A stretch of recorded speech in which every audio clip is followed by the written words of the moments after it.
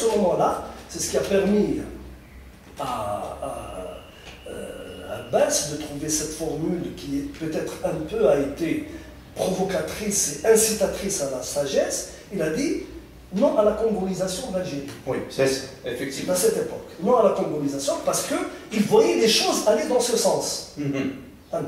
C'est un homme sage, c'est pas visionnaire. C'est un visionnaire et un homme sage.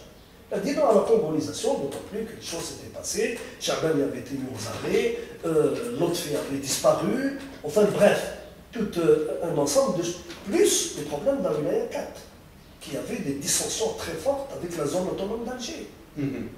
Je n'apprends à personne le secret de Polichinelle que vous ne pouvez pas inviter à une même réunion le commandant Azdin et Youssef Khatib. Ils ne se mettent pas à la même table. Et à ce jour, jusqu'à maintenant. Les Lyon, à ce jour. Donc les problèmes étaient là. Ça veut dire quoi? Ça veut dire que finalement, ceux qui avaient été programmés au congrès de la Souma, primauté de l'intérieur sur l'extérieur, a été violé par ces gens-là même qui l'ont proclamé. Ces gens.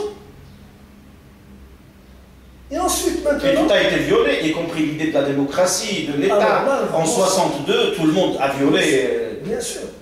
Et à ce moment-là, on s'est retrouvé en 62 dans la situation où, porté par le mouvement des non-alignés, parce qu'en 61, il y a eu la conférence, le FLN a envoyé des représentants. Je ne sais pas qui a représenté, je crois que c'est Magnatos qui a représenté l'Algérie à Belgrade, à la constitution du mouvement des non-alignés. Les mouvements non-alignés, à ce moment-là, ont insufflé cette idée qu'il fallait, dans les indépendances des États à venir, essayer de tomber dans un camp ou dans l'autre. Ce qui a posé un problème à l'Algérie quant au choix de modèle de construction de la nation, de l'État et de l'économie. La seule chose sur laquelle réglée, sur laquelle il y avait une sorte de consensus, c'était qu'il y avait une option économique que les Algériens de l'intérieur ont imposée à l'État de Ben Bella. C'est l'autogestion. C'est pas Ben Bella qui a amené l'autogestion aux Algériens. Pas du tout. Et en ce sens, je pense, moi j'ai beaucoup de respect et d'amitié pour Mohamed Harbi, qui a été un témoin au premier plan de l'époque, et je fais suffisamment confiance. Très proche de Kafi, de Ben Bella, il a travaillé à l'intérieur du gouvernement Ben Bella. Qui a été un homme politique de premier plan pendant ces années-là. Je fais confiance à son honnêteté pour nous dire comment s'est passé ce problème de la prise en charge autogestionnaire. Ce n'est pas... C'est vrai que l'idée a circulé. Elle a circulé dans un certain nombre de milieux. Tu parlais tout à l'heure des intellectuels et qui étaient très peu nombreux à l'époque. Mais les intellectuels qui étaient branchés, qui parlaient beaucoup, qui prenaient leurs plumes dans les journaux, je pense à Harbi, je pense à Moustapha Al-Sharaf, je pense à Katib Yassine, qui était dans les comités de rédaction des révolutions africaines, à Joseph Fano, etc. Tous ces gens-là, à l'époque, s'étaient vraiment mobilisés pour cette histoire originale du modèle yougoslave de construction économique par le système autogestionnaire. L'État n'était pas prêt d'accepter. Mais ça m'a été imposé. Mais autre chose, indépendamment de ce fait historique maintenant vérifié sur le plan du choix par rapport à la bipolarisation qui existait déjà en 62 sur le plan idéologique Est-Ouest et la naissance récente en fin 61 des non-alignés, il y avait une autre vérité par rapport au fonctionnement de l'État naissant, c'est-à-dire d'un gouvernement à partir de 62, de septembre 62. Peut-être que la chose sur laquelle, majoritairement, en dehors d'Abbas Farhat et les politiques pacifistes, les républicains, c'est-à-dire les légalistes, il y avait un entendement clair et net sur l'utilisation de la violence et le sens du coup d'État. Depuis 62, guerre civile, tentative de guerre civile, bicéphalisation de gouvernement, etc.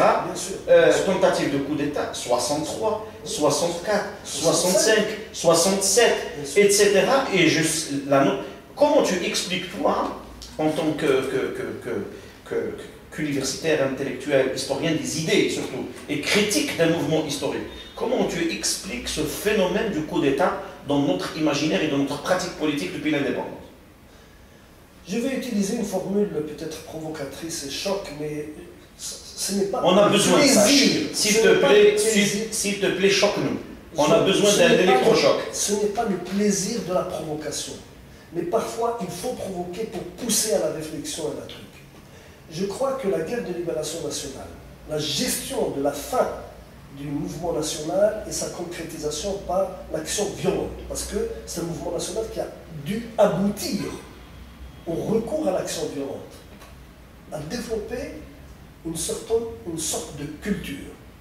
Tout se résout, tout ce qui se pose se résout par la crise, et par la crise de manière violente. Nous sommes entrés dans une culture de violence, je dirais même plus, une culture de terrorisme. Et cette culture de terrorisme, c'est-à-dire qu'un clan terrorise un autre. Si les deux clans se retrouvent avec des intérêts qui sont menacés, ils font jonction pour défendre leurs intérêts contre un troisième clan qui les menace. Et très souvent, de 62 à ce jour, la pratique terroriste a été le fait de l'État algérien contre le peuple algérien, contre la nation algérienne, jusqu'à ce jour. Un terrorisme multidimensionnel et multiple en ses formes et en ses finalités et ses fonctionnalités. C'est-à-dire, voilà. Au lieu de créer un État, j'allais dire, civil, on a imposé dès l'indépendance un État militaire. Ou militarisé, ou en non. Oui, effectivement. Ça pouvait se justifier à l'époque, je ne veux pas entrer dans ces considérations. Moi, j'ai dit simplement ce qui est arrivé. Un État militarisé. Bien.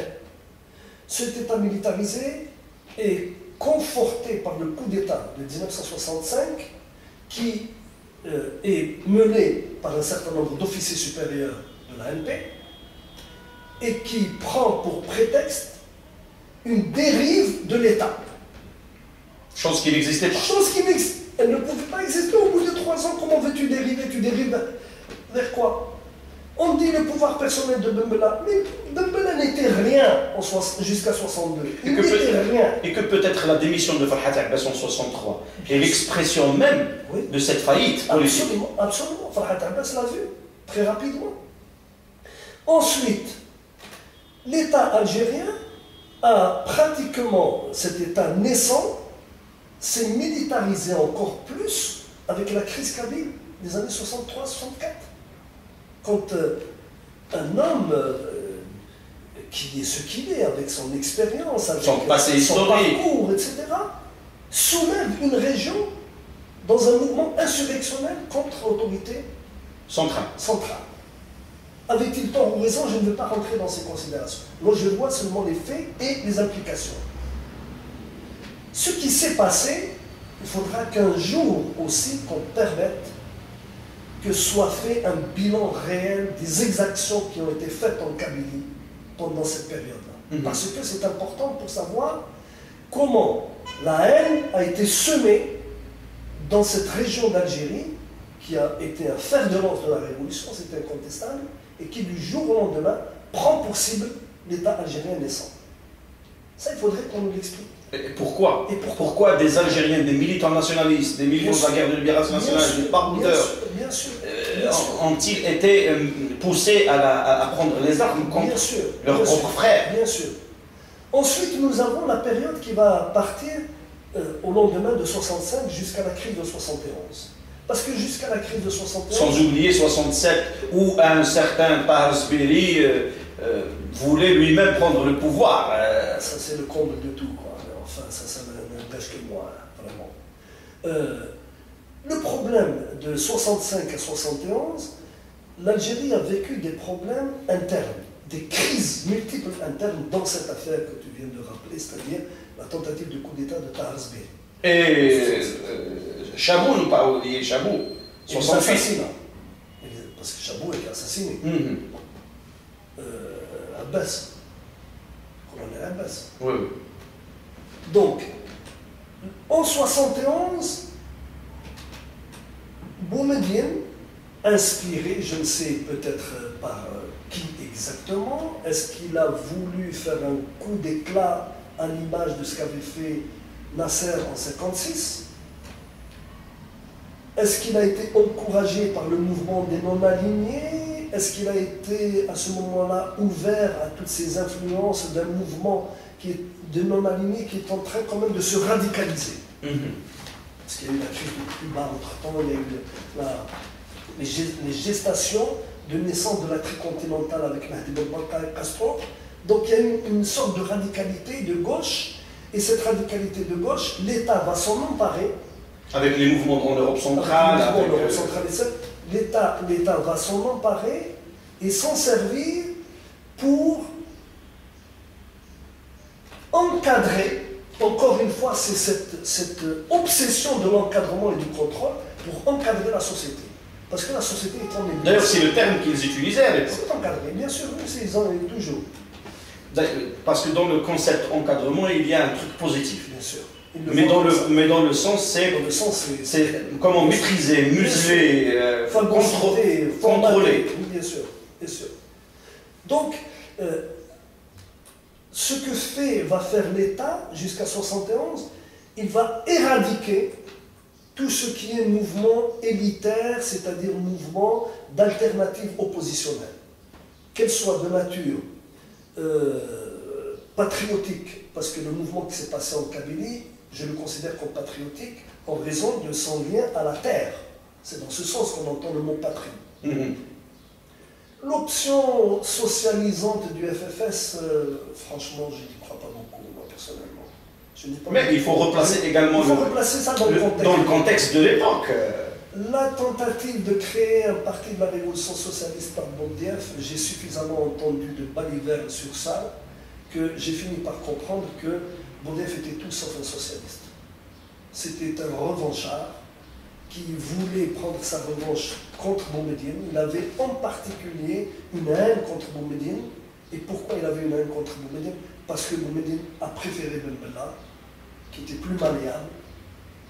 Et probablement, dira Boudiaf, sarcastique et insidieux, il dit, bien sûr, Boumediene voulait plus ou moins composer avec l'ancienne puissance coloniale, parce que nous dépendions économiquement de l'ancienne puissance coloniale, et qu'il n'a trouvé personne d'autre pour donner des garanties à la France que de mettre à la tête de l'État l'ancien sergent-chef. C'est lui. Je me tiens de lui, il l'a dit expressément. Boudiaf l'a dit comme ça. Il l'a dit comme ça. Et peut-être n'y a-t-il pas autre chose à rajouter sur ce plan que quelqu'un comme Ben Bella en tant que système, en tant que régime, en tant que personne. Non, en tant que personne. Maintenant, et puis même en tant que personne, parce que c'est une personnalité publique. Absolument. Toute personnalité publique est sujette à critique, à analyse, etc. Est-ce que cette double rencontre dans la personnalité politique du régime conduit par Ben Bella, Boumediene, le duo de 62 à 65, cette rencontre entre l'influence égyptienne et les origines marocaines n'a pas joué un rôle important dans le choix de l'homme pendant même la guerre de libération nationale, et l'histoire qu'on raconte sur la fameuse rencontre lorsqu'on a envoyé Bouteflika à l'époque pour rencontrer Boudiaf, il lui proposait de prendre la tête du pouvoir en 62. Apparemment, on dit que Boudiaf lui a demandé de partir. Exact. Il l'a sommé de quitter, de sortir. Alors, explique-nous ça. Boudiaf dit qu'effectivement, alors qu'ils étaient encore en prison, les Français avaient autorisé un envoyé marocain. Un envoyé, je ne sais pas si c'était marocain, mais il a dit un envoyé. Et qui est-ce qu'il a envoyé en fait? Aziz Bouteflika. Qui est-ce qu'il a mandaté à... Oui. Il dit d'ailleurs, moi j'ai été en tant que militant interpellé, étonné que quelqu'un qui est considéré comme un commandant de l'ALN arrive avec toutes les autorisations en France, pays qu'il est censé combattre, pour démarcher auprès des prisonniers. Pour lui, c'était douteux. Pour lui, il n'a jamais supporté Bouteflika, comme il n'a jamais supporté Boumediene. Mais il vouait plus de haine encore à Bouteflika qu'à Boumediene. Parce qu'il reconnaissait en Boumediene l'homme d'une certaine facture, un patriote, etc. Il avait beaucoup de doutes sur Bouteflika. Il disait, c'est quand même assez étonnant,